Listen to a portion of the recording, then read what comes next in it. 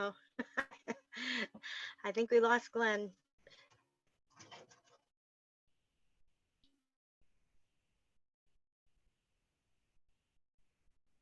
So while we're waiting for Glenn to come back on, if There. you are here live with us this morning, oh, I think I can hear you, Glenn. I don't see you yet. Yeah. I don't know. I So see you fine, so there I'm we not are. sure. Okay. Yeah, your camera's not back on yet.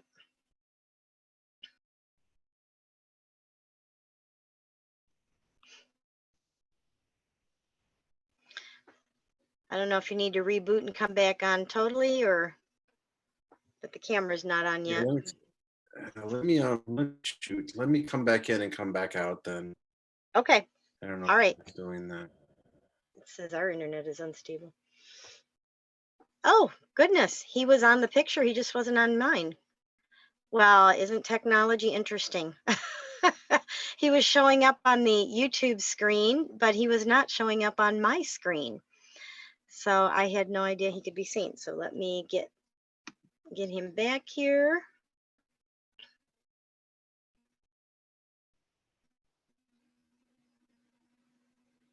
Hello, can you see me? Now, what was interesting was your screen on my Zoom is black, but it showed, oh, something's frozen up on YouTube now. Huh. Well, this is a first. Maybe we should both hop back out, start the whole thing over. Now, what was interesting was, oh my goodness, your screen on my Zoom is black, but it showed, oh, something's frozen up on YouTube now. I'm on. I don't know. Was that That's you weird. playing something, Glenn? No? That's good. Huh. Okay. Okay, well, how about if we, I don't know what happens with, hi, Connie. I see Connie's here.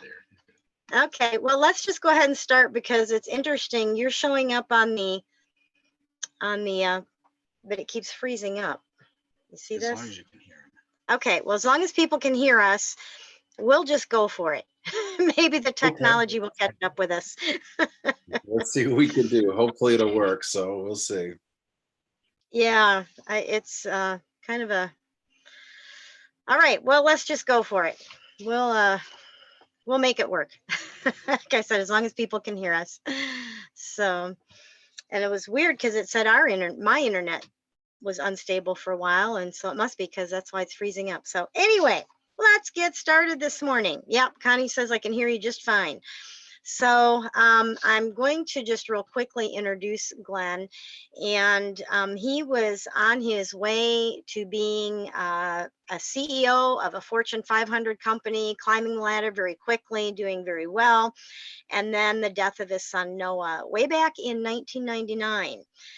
Put the brakes on everything, just like it does for all of us when our child dies. And as Glenn was walking this grief journey, he realized that there was a need for genuine and accurate grief information. And so with that, he put his extensive business experience to work, and he founded what is called the Grief Toolbox.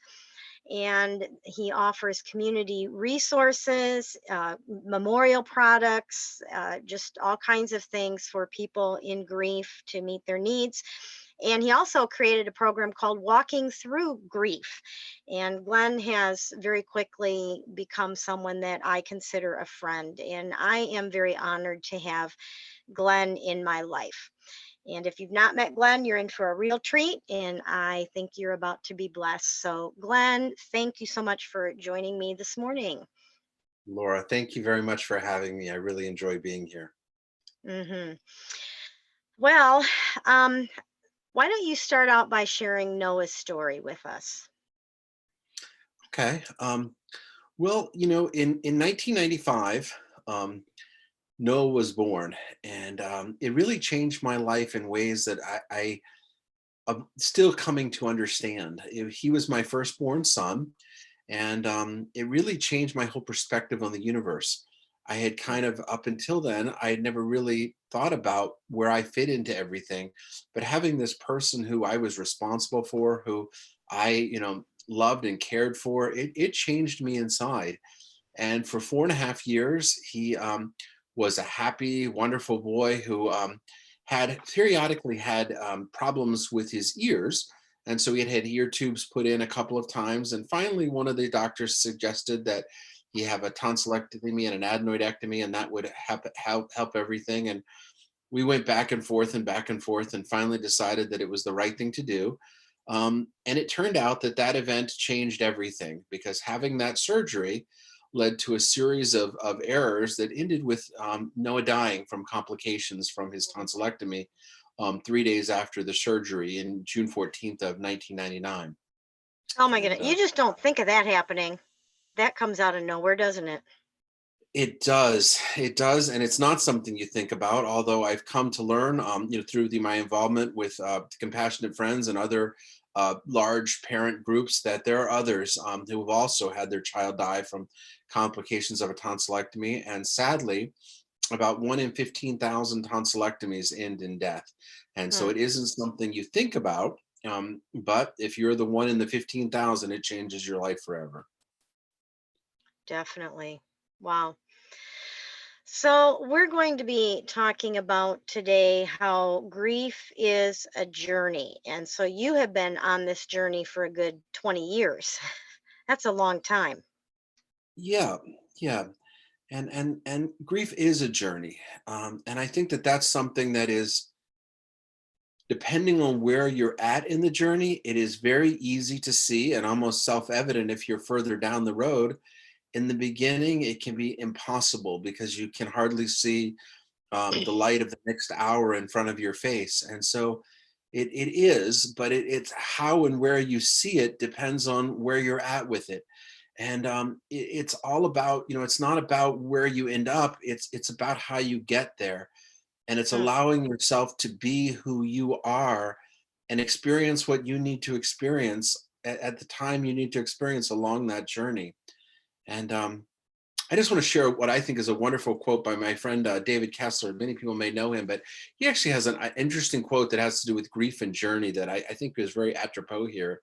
He says, "What if the journey at the end of life is not a lonely path into eternity, but rather an incredible reunion with those we have loved and lost?" And we're still here. We may not know why, and we may live our entire lives never knowing why, but we are still here, and we have a life, whatever that is. And even if, and wherever you're at with that, even if your part of your journey is struggling to get out of bed today, it's one piece in front of the other. And sometimes it's a windy road and it's a crooked road, but your the journey of grief works that way. Now, you said something interesting. You said, "But we're still here." And at the beginning, we're really upset about that, aren't we? Yeah, I think it's very, very common. I think maybe upset is the wrong word, at least from my perspective. I think it's more Mhm. ambiguous. It's kind of like, I don't care that I'm here. I mean, Right, I right. think it's very common in grief. I can remember more than one night going to bed where my prayer was, Lord, take me tonight, so I don't have to be here tomorrow morning. And Mhm. I don't think it's unusual for people to feel that kind of feeling of like, why am I here? It doesn't matter. I don't need to be here. And if you're, if you're contemplating actually hurting yourself, please seek help. So don't hear me wrong. If you're feeling suicidal, please reach out and call 911 and seek help. But feeling that sense of ambiguity of life, I think, is a very common reality of parents' grief journeys. Yeah. Now, Glenn, you have lost more than just your son. You have faced more loss, haven't you? Yes, my life has been riddled with loss. My first major loss was my grandmother, and that is not something some people may think of. But my grandmother died when I was 20 years old, and in many ways, my grandmother was my mom. I was raised by her, and she was. I was with my parents also, but my grandmother raised me, And when she died, that was like my mom dying. And then Noah died. And then subsequently, I've had my sister die from metastatic breast cancer, my mother die, and my father die. So at this point, I've had most major losses. I pray I don't get to experience them all. I've had experienced what I've had, but one of the things I've also learned through all of this is we don't know what tomorrow holds, and we just have to love and accept where we're at, and realize that there's a beauty in this moment if we can allow ourselves to see it. Yeah, that's hard though, isn't it? How do you do that? How do you find the beauty in the moment on this journey? Well, again, I want to be careful because I do want to point out to people that, when you're hearing me talk, if you're listening to this, you have to remember my son died in 1999, over 20 years ago. So when I'm talking about these things, I'm talking about it from a perspective that has had decades to get here. This is not, I am not speaking, so in the beginning, I think it really is that, being willing to put that one foot in front of the other, whatever that might mean, and recognizing that there is that your goal in grief is not to make it go away. It's not to get through it. It is to continue to grow yourself, and to allow yourself to feel everything you feel. And sometimes that is pain, and sometimes that is joy. And sometimes feeling joy can be feel really you with guilt, or can make you feel like it's inappropriate or wrong. Um, but honestly, it's accepting where you're at and whatever it is that you're feeling. And if you're feeling upset, feel upset. If you want to cry, cry. If you want to be happy, and allow yourself to feel what you feel when you feel it. And if you're, if that's causing you trouble, that's okay too. It's okay to not be okay along this journey. Yeah, I when you said accepting where you're at, I think sometimes can we get stuck as parents, especially in those early years of comparing ourselves? Maybe we find out where other parents were or are on this journey, and it causes us to not take our own needed journey, doesn't it? Yes, I think that's a very, very good observation, Laura. I mean, I think that one of the things that's important to note is no two journeys are the same, no two griefs are the same. And one of the things that I try to explain to people is um, Noah died, my son died. Noah died, my wife Tanya's son died. We both had the same human being die, but we did not experience the same death. It was very, very different. Who Noah was to Tanya, and the effect that he had on her, and where she was at any given time, was very different than where I was at any given time. And if you can take something like that and see how, with two parents who have the same child at the same time, and realize they're not in the same place, how the more is it going to be someone who's Right. lost a completely different person with a completely different life path? And we're all along those paths. And I think it's, if we can accept others where they're at and allow ourselves to be where we're at, we can all be together in this, and just and really both show love for ourselves and show love for others. And that's the biggest thing we can do through this journey. That's really good to think of that way. I love that. If two people are grieving the same person differently, how much more different is our journey going to be? Someone grieving a totally different loss, a different child, different relationship, different circumstance. Everything is different. So why would we think we're going to grieve the same?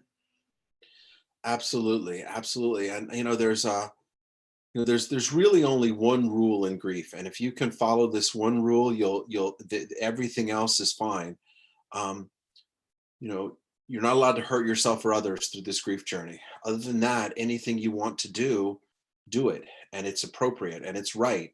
And and by hurt other people, I don't mean if someone is shunning you, that you shut them out of your life and they're hurt by that. I mean, if you're actually, physically causing them pain, or something of that nature, you're not allowed to. But other than that, you're not, there isn't a right or a wrong. Everything else is right, because it's where you're at and it's right for you at that moment in time. So that means there's no right or wrong time. Now, I didn't have to deal with this because Becca was 29 and she was married, but you certainly had to deal with it. I know so many parents that have had to face things like going through their room, going through their things, taking their room apart. There's what, how do you deal with things like that? There's no right or wrong timing for that either, is there? No, there absolutely is not. I have a good friend whose son died over a decade ago, and his son's room is exactly, even to the placement of the toothbrush in his son's bathroom, the way it was his son died. And that is absolutely correct for him. He and his wife are happy with that decision. They are financially able to have their house be that way. And he's said that is in his opinion, and it may change over time. But his answer of when that room changes, when he and his wife die, that his other children, when they inherit the house, can choose to change it or not. It's not getting Mm, changed. In my case, though, we moved and sold our house within 6 months of Noah dying. We had sold our oh my. house, we had moved, we were no longer in that house. And that was what was right for us. And neither one is right or wrong. The only time that it potentially causes a challenge is when you have two parents who are at two different places. And that's where you have to recognize that there may need to be some form of compromise. And it isn't that, one parent's right or one parent's wrong, but you also, if you're going to stay together as parents, you also have to recognize that, just like everything else in life, there could be compromises here. And the mother may wish to close up the room, the father may wish to keep it, or vice versa.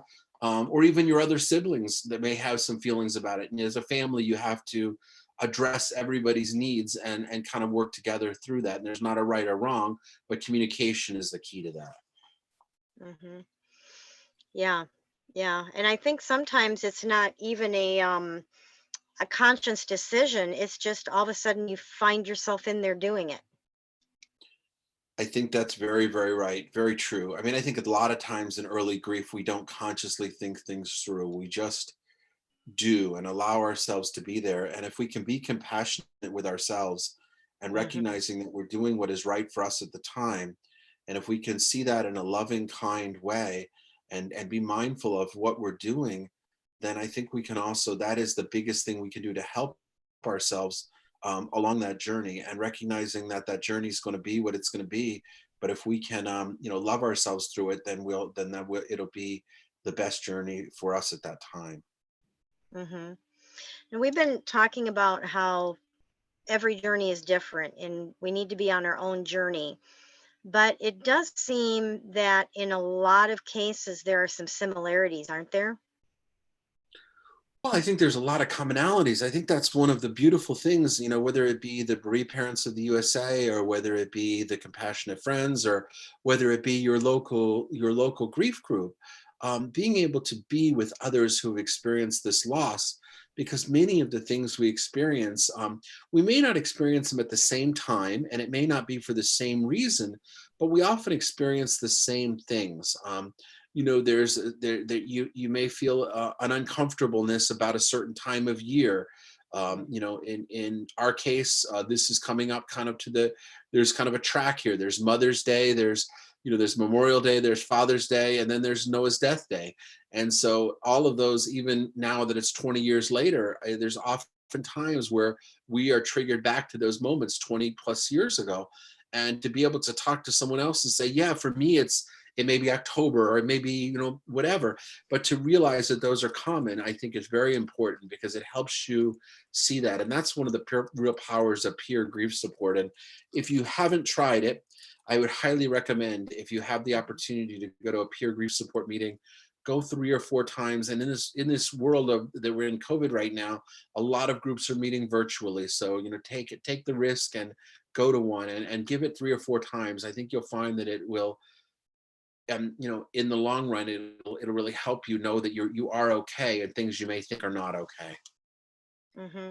And some parents, not all, but some parents, when they are looking for a local support group, they end up in something that's not specifically for parents. And most of them bow out of that. They just cannot relate.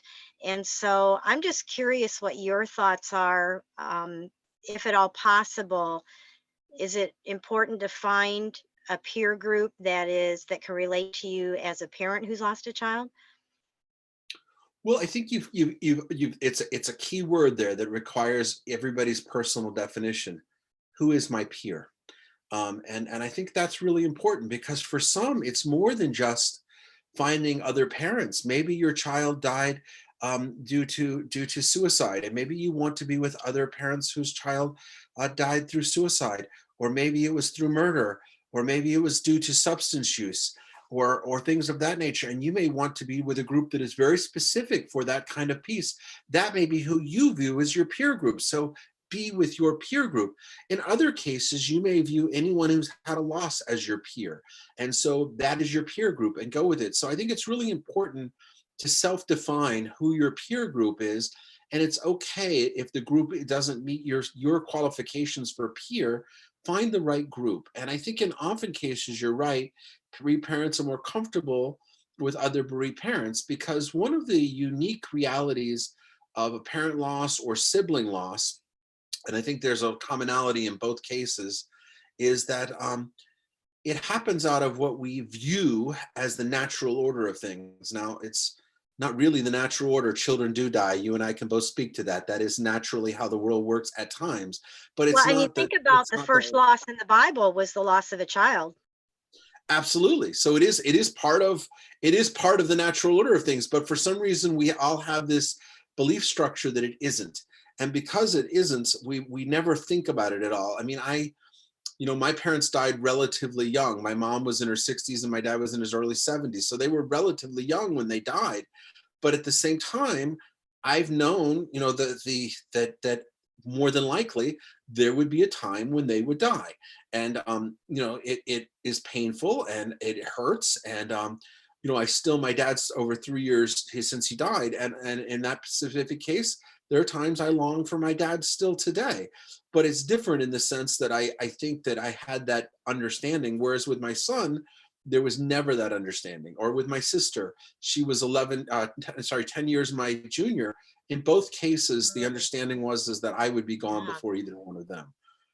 Yeah. Well, even with a spouse, there's a 50-50 chance that True. you're going to be the one left behind. Absolutely. Absolutely. Yes. Yes. Yeah. Yeah. So, are there markers along the way, Glenn, that show us that we really are healing and getting better and stronger? And you and I know when we talk about healing, we're not talking about this will all be behind you and you'll all be better. We're talking about healing, being able to function again, and even going beyond that, but having an abundant life and a thriving life with meaning and purpose again. So, are there markers that you can think of, things, because I know sometimes, especially in those early years, you feel like you're getting nowhere, and it's like this is never going to end. I'm never going to get out of this pit. I can't. How am I going to live the rest of my life this way? So what are some of those little things that maybe we can see that it's like, yep, you have gone forward a little bit. Well, I think there's a bunch of them, but I also want to point out, I think you framed it very, very well in the nature of your question, because I think at the very beginning of grief, we're not worrying about thriving. We're not worrying about Mhm, finding purpose. We're mhm. just trying to survive. We're Yes. just trying to, and even that, we're apathetic about our own survival. So it's kind of like almost our instincts kick in, and we're surviving off of instincts. But I think as you start to see those items happening, and it may be the first time that you're able to go out with friends and feel like, hey, that was a good night. I enjoyed being there, and have that be something that even if you feel guilty about it afterwards, you did it. Or maybe the next time you go out and it's like, hey, I like that. I want to do that again. And you go do that again. Or perhaps it is something where you're able to sit there and you're able to have a cry and realizing, you know what? That was a positive thing. It's okay that I cried, not that I'm never going to cry, not that I not in the moment of crying you wonder, will I always cry? Am I going to never have these tears stop flowing? But they're going to happen, and yet there is maybe it'll happen for 5 minutes, 10 minutes, whatever, but it's an end, and there'll be a difference. And when you start to notice those things, um, another friend of mine, Alan Peterson, has a statement that I think really describes that well. He says, if you sit out on a porch and you watch grass grow, you're going to think nothing's happening. Mm, However, if you don't go mow it periodically, it gets pretty high. And I think that that's part of what happens in our grief journey. If we start to try to look for those things as they're happening, in the moment they're happening, they're almost impossible to notice.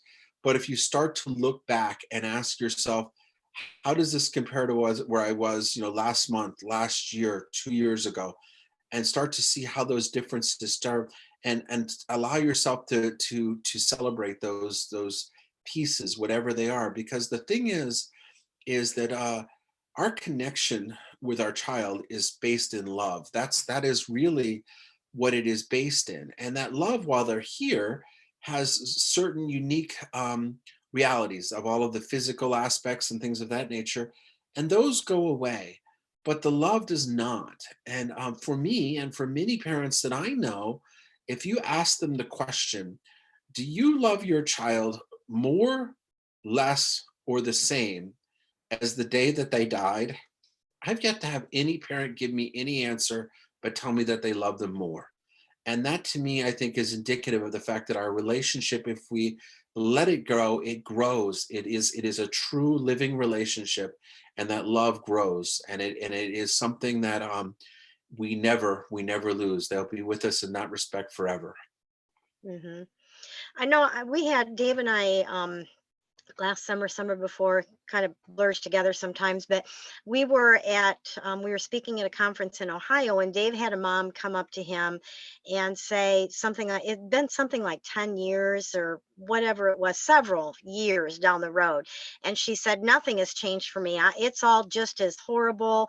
And, there's been no change, blah, blah, blah kind of a thing.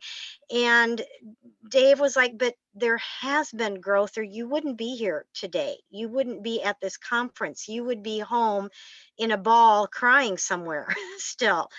And so I think sometimes it's important to recognize that there is growth. I know for me, one of the really early things that was a kind of a something for me that I knew I was starting to pull out of that dark pit that we get sucked into at the beginning was it your child is your identity. I mean, that's part of who you are.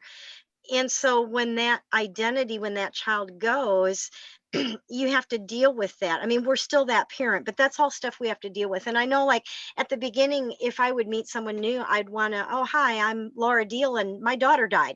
I mean, it was just a part of who I was.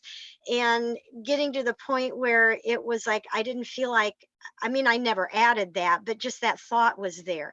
And so just getting to the point where that thought wasn't there anymore made me realize that something's happening. I'm starting to come out of this somehow. It's happening. Yeah, I think that's very astute. And as you were saying that, one of the things that crossed my mind is I have two other sons, and in the beginning, like you say, when Noah died, I wanted to tell everyone I was a bereaved dad. And now I take note of how often depending on the situation, I may not talk about any of my children. I may, and it isn't that I don't love them or care about them, but it's not what's happening at that moment. That's not the relationship I have with these people. And for some people, I want to share with them that I have three children and one is dead. And for other people, I just share with them that I have the two. And it's not that I'm denying my son. It's just for me where that fits. And some people, you have to make your own decisions about where that is. But I think you're right. Noticing those little things are major growth in this journey. That is part of the journey. I mean, there are so many little things that we deal with. The simple question of how many kids do you have? That's usually part of an introduction, especially for moms. For dads, a lot of it is where do you work, that kind of a thing. For moms, it's how many kids do you have? And that is part of the journey. Some of those little things. For me, I one time I said I have four children, and it felt so horrible. It was like, I will never say that again. I have five children. And usually when you have five, people don't ask about, oh, They Mm. don't ask for details on five. That's too many. But it's like I would rather tell someone that my oldest one has gone on to be with the Lord, and but that can be awkward, and especially at the beginning, and you don't want to talk about it with a stranger, and that's all part of the journey, and that can change as we go along, can't it? It can, and I think it's you learned for you what was right for you, and that's important is to honor that because if whatever is right for each individual, we have to learn and we try. And maybe someone tries on, saying that they mention all of their children, or maybe they don't. And it isn't what's right or wrong. It's recognizing that and being honest with yourself about what feels right for you. And to your point, it's allowing it to change because much Mhm. like everything else in life, we're changing, we're growing, Mm. and Yeah. what may feel very comfortable at one point in time may not feel comfortable at another. And allow yourself that that space and that compassion with yourself to allow yourself to do what's right for you in that moment, whatever that might be. So, absolutely, Mhm. absolutely. Yeah, and I think sometimes in this journey, the way we figure out what's right for us is by making the wrong decision. Like for me, that one simple thing of saying I have four kids, and it was like that just, okay, that didn't work for me. I'm not doing that again. And so sometimes part of our journey, figuring out what works, and like we said, it can change later down. I mean, it could be years later, and I'll tell someone I do have four children because I'm ready to say that, or I don't want to go there, or whatever. But it's just the whole thing about it being a journey. I mean, there's going to be mountains and valleys for the rest of our lives, aren't there?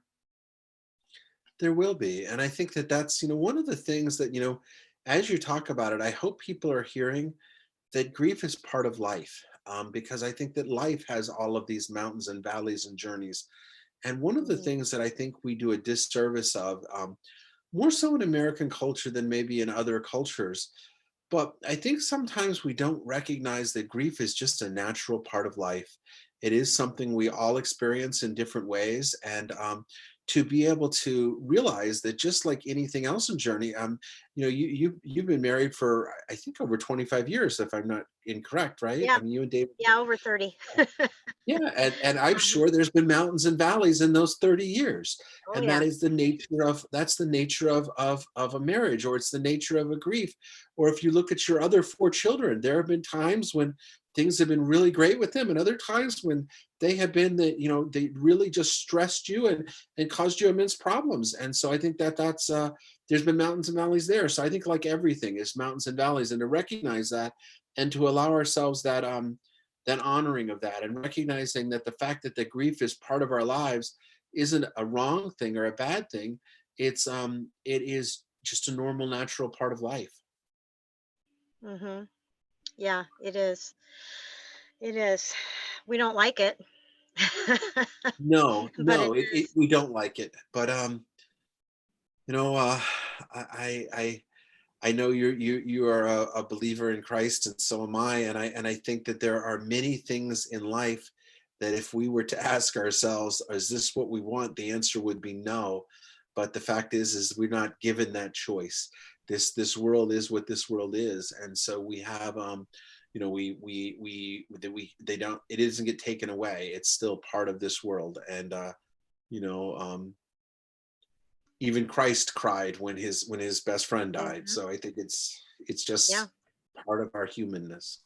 And our culture just isn't good at allowing grief. We just aren't. We're not good at weeping with those who weep and just being there. We want to fix people. We want to help them to move on, get over this.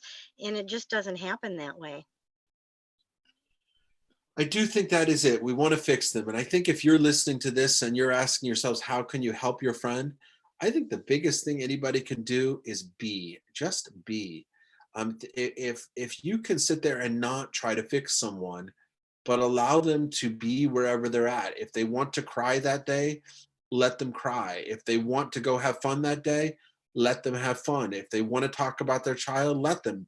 If they don't, let them, and let it be okay. Because I don't think it's a matter of fixing anyone or moving on. It's a matter of being and just being together and being with them through this journey and not leading them, not following them, but beside them on it is how you can best help someone. Hmm. Now, I have a question. I'm not sure if I can phrase it in a way that makes sense, but as bereaved parents, as you're on this journey for a while, and you do get to the place you can eventually live again and learn what that looks like for you. Um, a lot of times, the grief journey is described in illustrations, such as carrying a backpack of rocks or the ocean waves. I'm just curious, how would you describe in an illustration? Is there an illustration that you use to describe the grief journey after the death of our child? Well, I think the one that I commonly use is the ocean waves, because I do think that is the, I think it's very well. And I think if you it's not, I think sometimes we think of oceans what we're going to see in those 5 minutes where they steadily come in. And if you're at a beach, they might be 1 foot wave and then a 1.5 foot or a 3 footer. But I think it's about thinking about, sometimes there's hardly any waves at all, and other times there's tsunamis that hit. And I think it's if we can look at the journey as being act than it is with anyone else in my life, in the sense that there are no barriers. So that, with my other children, I'm still their earthly father, and I still have this concept that I'm, sometimes I feel like I have to correct them, or I have to teach them, or I have to help them understand a lesson. None of that exists with Noah. He doesn't, there's nothing he needs from me. So our relationship is one where it's just a connection. And because of that, there are aspects of him that live on in me. And I became more because of his being in my life. And by allowing those mores to come out, in my case, one of the things that I did is I was very focused. And as you mentioned in my kind of a brief bio, and the focused on in the corporate ladder, and I was a very focused individual and didn't take the time to really look much outside myself or concern myself with others. And that's not who Noah was. Noah was the kid when he was playing soccer at 4 was much more concerned with finding the dandelion that he gave his mom and where the ball was or where the other players were doing, because to him, just wanted to experience that beauty, and he would stop to see the beauty in everything. And it's now I find myself doing that a lot more in my life because he taught me that, but it really changed me at a core level. It's almost like I something. Um, it's they say you can't, once you learn to ride a bike, you'll always know how. But if you have an amputation, you're going to have to learn to ride a bike again. I think that what happens is it's a deeper type of learning. I think the thing is the way your children have affected and changed you, no matter what happens with you in your life, that is part of who you are and always will be, because it is you plus your relationship with them that exists in you and in that pure form that will always be there. I think that's so precious. I think that's so important for us to realize is that no matter how long or how little amount of time our child had here on this, if our child never breathed outside of the womb, our child changed us in some way. And that will always be with us. Our child will always be with us. Absolutely, absolutely, because we were affected and changed that concept alive. Uh, for Glenn to come back on. Here we go.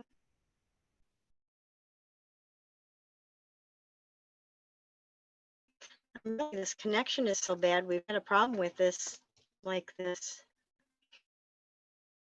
with these our live streams before.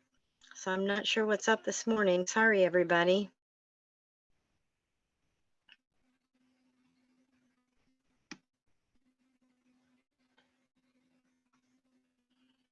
So I don't know if Glenn's don't know that we lost him even. Maybe I'll text.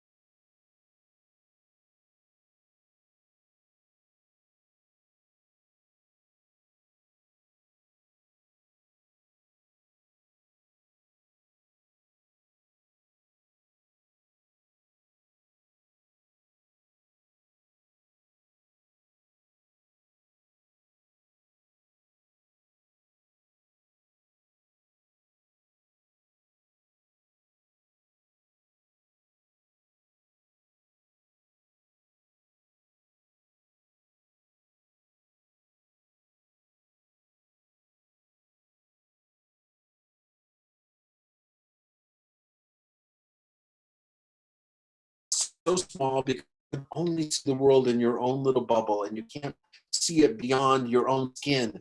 And as time goes on, you start to see those people close to you and realize how what you're doing starts to affect and change them.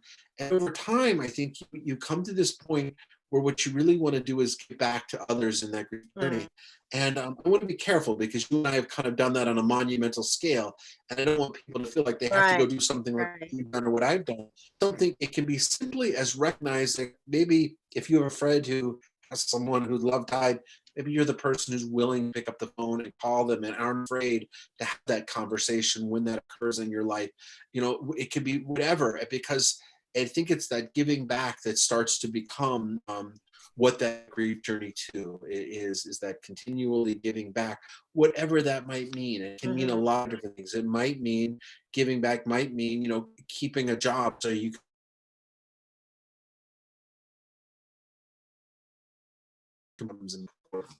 And the ways to give back there are limitless. They're just limitless. And I know some parents, I've had them ask me, what can I do? I can't think of anything. And it's like, don't worry about it. When it's the right time, something will present itself and you'll know this is what I need to do. And to try to rack your brain and think, how can I honor my child? What can I do? How can I give back? How can I help other people? It's like maybe you're just not at that point yet. And I love the way you say to honor where we are in our grief journey, to honor and lean into it and be okay with wherever you are in that journey.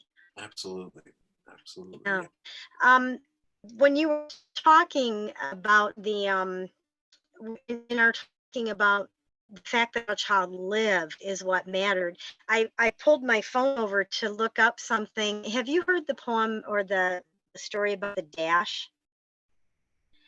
It talks about, I'm not going to read the whole thing, but I read of a man who did speak at a funeral of a friend. He referred to the dates on the tombstone from the beginning to the end. He noted that first came the date of birth and spoke of the following date with tears, but he said what mattered most of all was the dash between those years. Yes. And it goes on to talk about that.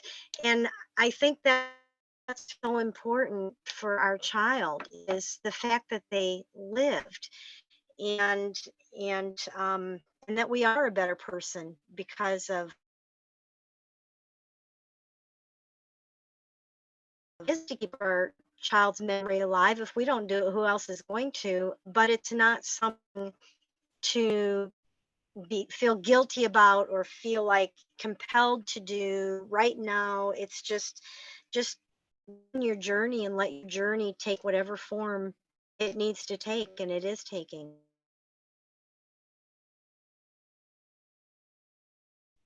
If I allow myself to let the current of the universe take me, I find that it'll bring me where I need to be.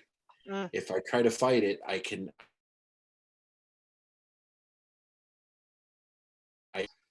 when the time comes, people will know what it is. And when that time mm. comes, it will happen. And when it will happen, I don't know.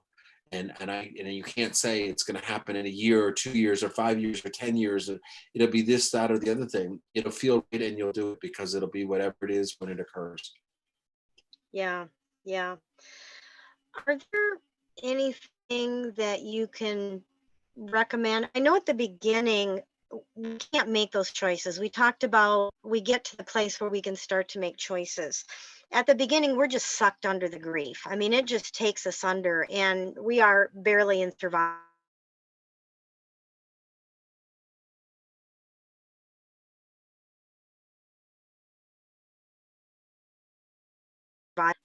or choose if we're going to come out of this in a way that honors our child and honors our own life, really.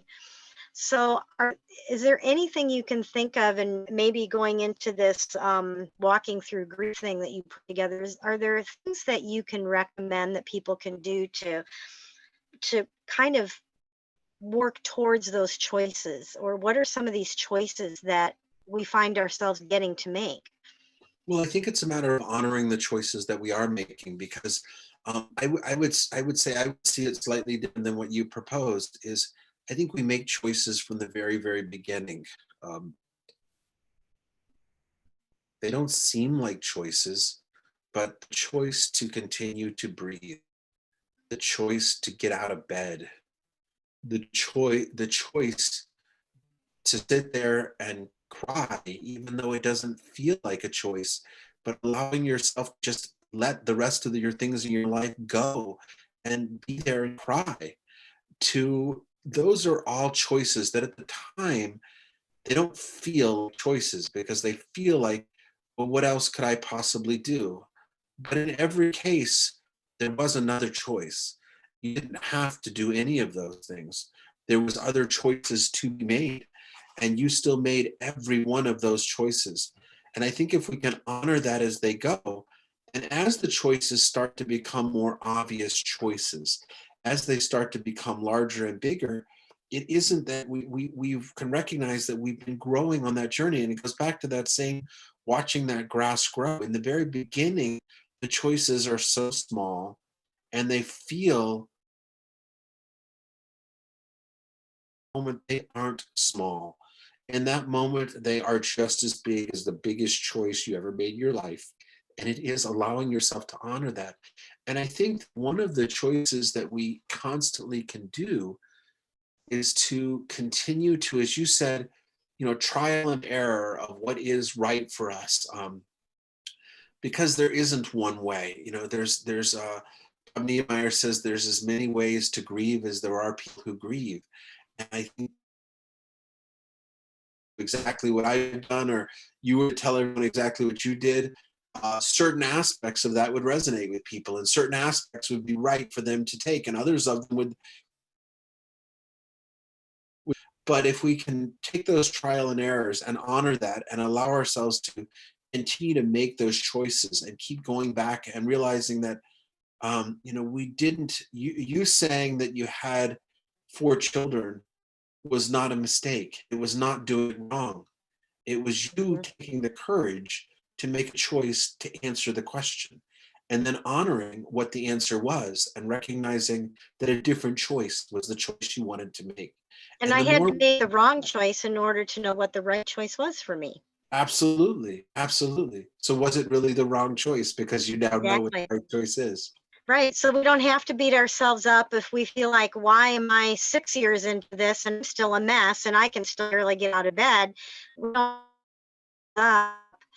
because of the choices. I know of one mom in particular who, that 10-year thing again, but she was a mess for 10 years. She was basically for 10 years. And once she pulled out of that, she just like beat herself up because it was like, look at all the time I lost in life. Look at, does it? No, it does not, because the all of our choices that we made in life brought us to where we are today. Mhm. And and I, I've said that to other people, and they say, well, I would have gotten here differently had I known that. And the answer is maybe you would have, but you didn't. This is Mhm. how you got here. This is what you did. With all of that, I think the other thing that's very hard in grief is, I think oftentimes back to that comparing that happens is people look at others that they see grieving and they see the public face, they see the mask, they see what people Mhm. want to perceive. And Mhm. I think, even those closest to us, we have these barriers and these walls that we put up. And there's no way to know what someone else is really going through. There's no way to really understand that. But I think to know that we are all human and that this is natural. Grief is not this, it's not a disease. It is something that we've all Mhm. got. And the cure for it is to live and Mhm. allow yourself to love and to just continue on the journey, because there isn't a cure. It doesn't go away. It is part of who we are. Mhm. Yeah. Yeah. Very well said. The other thing I think as we wrap it up here, we've hit almost an hour, Glenn, um, is the fact that we are on a journey, but this journey here isn't permanent. There's more journey to come, and that's where our children are. And I think that's can be part of that perspective thing, is that we get so wrapped up in the here and now that it's easy to forget this isn't permanent. This isn't all there is. There's so much more.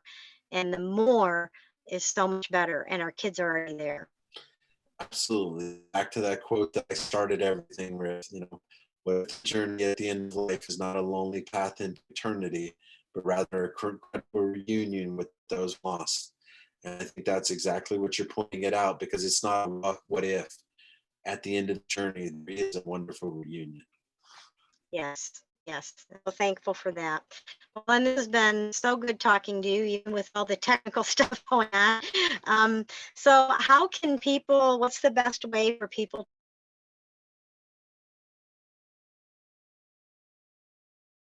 you have to offer?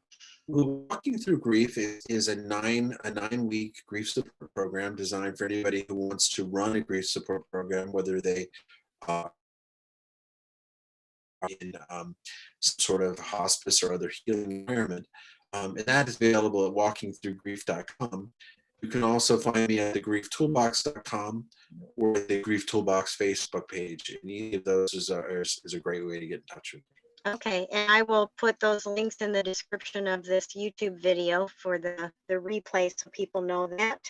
And just if you are interested, GPS Hope, check us out too, gpshope.org. We have a lot of resources and support, including a podcast, weekly podcast. Glenn has been on 2 of those, and they were both really good. If you're interested, it was episode 19, Finding Hope, and episode 20, Finding Your Direction Again. And those are really good. So you might want to check those out too. And with that, I think we've had a pretty good wrap up. We just did a full circle, didn't we? Absolutely. So if wherever you are on your grief journey, be compassionate with yourself. Mm, Show yourself the love and support that you deserve, recognizing that this journey is one step at a time, and keep making those steps. yes, yes. Yep. All right. Oh, we have one question here. I've been watching Connie. Connie, I have seen you. You've popped on and made some comments, and I did see that. And it looks like you just put a question, so let's answer that. Did you ever feel the need to defend yourself to others for what you were going through? I find that I'm still defending myself in needing to grieve. I think she's talking about, and how. Absolutely. I think one of the realities of grief is that we have to teach those in our lives what grief is and where we're at with grief. And for people, it's worth the effort from our lives, and that's okay too. But I think that defending is something that we go through. I think it changes for me from the beginning. It felt like, and again, it's one of those shifts. But even today, there are people who will ask me, your son died 20 years ago. We'll talk to you about it. My answer is, well, my other son was born over 20 years ago, and I still talk about him. Your child was born whenever they were born, and you still talk about them. I'm kidding, because people don't see it that way. They don't think about it.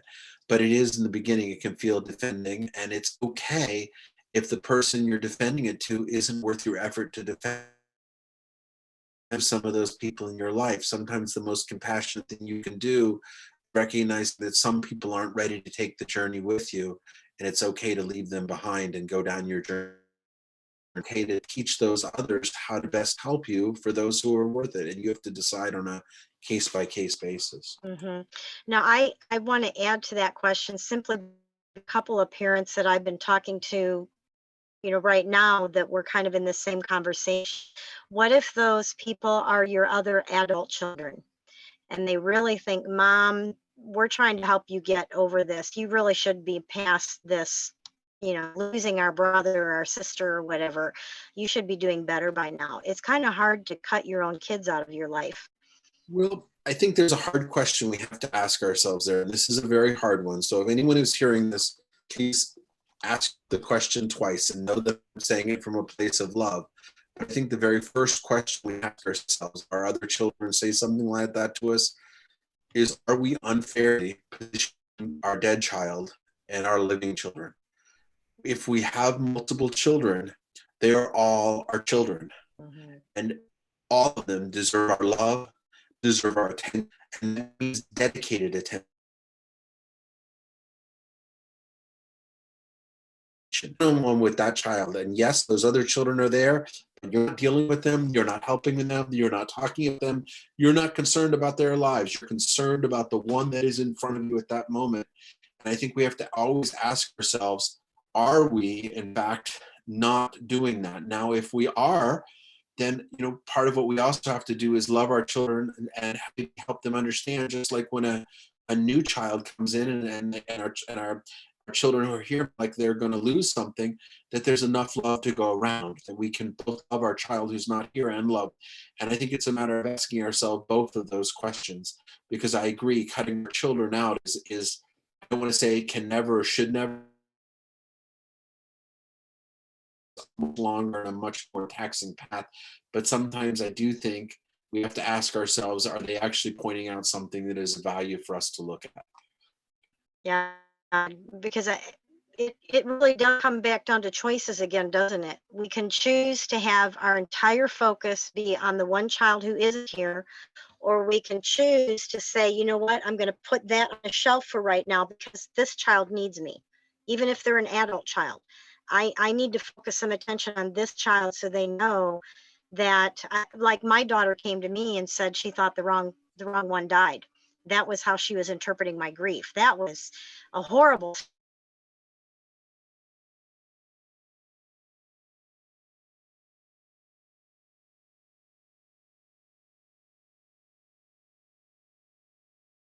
horrible. And there are times that we can make the choice. It feels like we can't. And if we say we can't, we have just shot ourselves in that sense. Then we can't. But there are those deep choices that God gives us strength. Absolutely. God hasn't abandoned us. He didn't reach his limits. He still has the strength for us to make right choices as hard as they are at times. Absolutely. Yeah. Absolutely.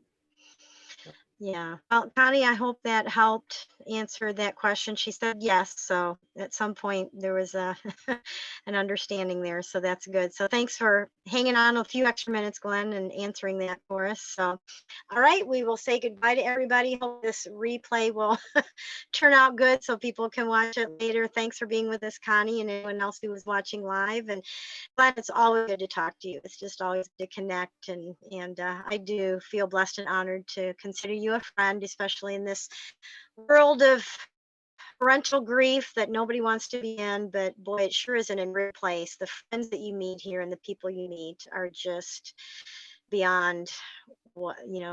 And so, thank you very much, and Absolutely. we'll say Thank you. goodbye to everybody. Bye bye. Bye bye.